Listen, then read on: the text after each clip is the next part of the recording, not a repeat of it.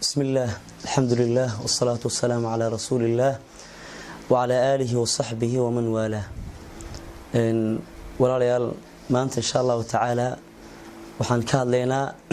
cunwaan ku saabsan akhlaaqda qofka muslimka ah. Canaawin fara badan oo kala duwan oo gaaban insha Allah taala aan rajeynaa inaan idin wadaagno. Cunwaankaasi waxaan idinku sheegnaa waxa waaye marka koowaad nafteena waanina marka labaadna asxaabtan jecelna waxaan u sheegnaa insha Allah taala waxay og yihiin xasuusin ha noqoto ama markaasi faa'iido ha noqoto. cunwaanka maanta wuxuu ku saabsan yahay al-i'tidaar bil khata aw 'an al-khata. qofka inuu ka cudur daarto walaalkiis muslimka gafka uu ka galay. runtii qofka inuu ka cudur daarto khalad ku galay waa culus tahay. nabiga sallallahu alayhi wasallam wuxuu sheegay in كل ابن آدم خطاء وخير الخطاؤون التوابون. ابن آدم انتي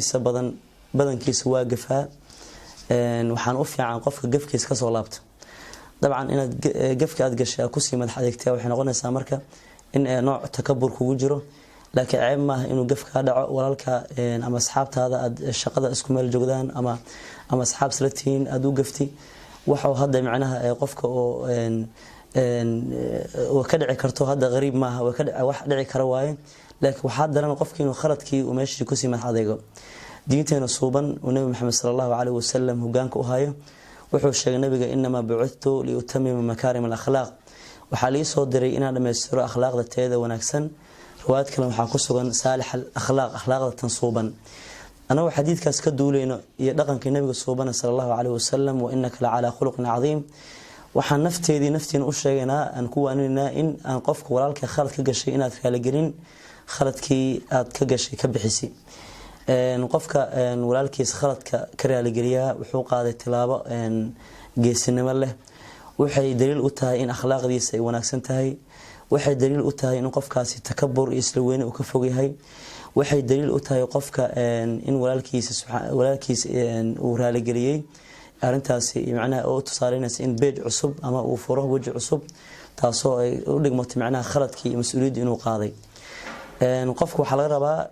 markuu soo walaalkiis kaga soo laabana khaladka waxa jira la funuun al-i'tidaar ama qaabka qofka loo raali geliyo. marka kuwaad horta ilaahay darsi inay ka hato khaladka walaalka aad ka raali gelinaysi taas waxay sabab ku noqonaysaa in walaalka ilaahay qalbigiisa uu ku furo raali gelin inuu arintaasi kaaga soo ka aqbalo. talabaad wax oo tabriir ha sameeyeen macnaha khaladka aad gashay ha u sameeyeen sabab qofku waxa dhahdaa wixii waan galay way iga dhacday bil aadan aan ahay nafi shadaana ka dambeeyay i'tidaar sameyn bimacna hadeen waxaas saasan sameeyay ribisan iga noqotay ama saasan damacsanaa seen iga halowda qofka waxba u i'tidaaran waxba uu sheegay tabriiraad waxa sameeyay khaladkii si duuduub u qaado canuuftana dib u laq. tasdexaad qofka waa in wajigiisa ka muuqato calaamado ku tusaya qofkaas inuu khaladkii ka xun yahay inuu wajigaaga qofka akhrisan in markaas aad u maaneysay in lagu soo qasbay ama raali gelintaada ay tahay raali gelin macnaha ijbaar ah oo san qofka wajiga ka akhrisan karin qofka aad xal raba aad raali gelinaysi in saraaxa ahaan aad u raali gelisay oo qalbi nadiif iyo gacmo furan wajigaaga nashaadka laga dareemay in walaalka khaladkiisa aad ka gashay raali gelin buuxina aad ka bixisay go'aan aad ka gaarto insha Allah taala in mardama noocaas oo kale soo laaban. waxyaalaha funuunta waxa kamid qofka i'tidaarka waxa kamid in qofka walaalkiis uu waqti munaasib u raadiyo macnaha i'tidaarka in qofka mashquulsan oo meel ord ku maraya ama degdeg ku jira haduu dhaanay barnaamijkan ka raali gal raba qofka waxa waaye xaaladda noocaas oo kale waxa laga yaabaa in qofku raali gelinta uu ka aqbalin marka la beegso xilli jawiga uu degan yahay oo walaalka uu ka aqbali karo i'tidaarka. xaaladda noocaas oo kale waxay ka saacidaysaa in qofkii degan oo barnaamijkaada xogta dhageysto kana aqbalo. haddii suurtagaleyso waxay sheegaan dadka cilmiga falsafada barta in qofka macnaha hadiyada kadib aad ku almaris wax uu ku farxa ama hakaadi ama ha ka qaato inaad siisi barnaamij noocaas oo kale. taas waa qodob koowaad ee barnaamijkan xalaqada koowaad ku saabsanaa in aad raali gelin ka bixisay dadka aad khaladka ka gashay. waxaan idinku baraarujinayaa khaladka laga laba khalad waaye midna waa kii rabbigaad ka gashay kaas wuxuu kaa baahay toobadkeen ilaahina aad buu kugu farxaya markaas soo toobadkeenti midna waa kan aad ka gashay bini aadanka macaamil idinka dhexeeya ama asxaab ama markaas isku cusubtiin ama meel degdeg iska hormaateen tusaale ahaan haddaad baawur wadatay oo walaalkaad wadada maraya aad baawurkii hoon xoog badan aad ugu naxisay ama biyo ku seertay oo kale waxyaalaha ictidaarka qof ku qancay inaad gacan u laadin laakiin baawurkii meel aad soo baakintay qofka u soo laabatay aad dhahdin khaladkan waa kaala gelinaya qodobka marka u dambeeya waxay tahay dadka qaarkood khaladka markay galaan dadka ay ka galeen maadaama level ahaan ama xagga titleka ama xagga jagada ay ka hooseeyaan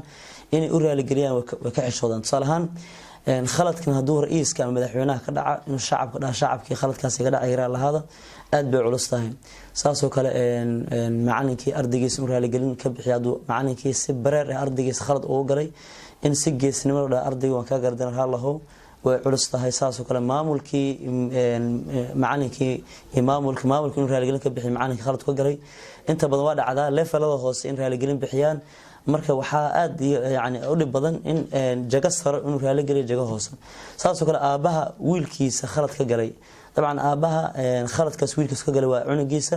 waxba looma haasto laakiin waxaa la rabaa cunug inuu tusaale aaba khaladkaas waa kaa galay raal ahow marka adab min aadaab alislaam ayaa arrintaasi ku saabsan tahay marka tubtan toosana wanaagsan waxaan kusoo qaadan doonaa insha allahu tacaala barnaamijyo noocan oo kale ku kooban kuna saabsan raaligelinta cafinta walaalka kobcinta naftaada inaad dadka kale aad la wadaagto dabeecad wanaagsan sida diinteena furan diinteena suuban nabi maxamed sallallahu alayhi wasallam uu hogaaminayo oo lagu amaanay wa innaka ala khuluqin cadiim dhanka kalena lahay nabiga waxaan kugu sugan dayasho wanaagsan marka insha allahu tacaala kalimadan intaas kusoo koobana wassalaamu calaykum waraxmatullaahi wabarakaatuh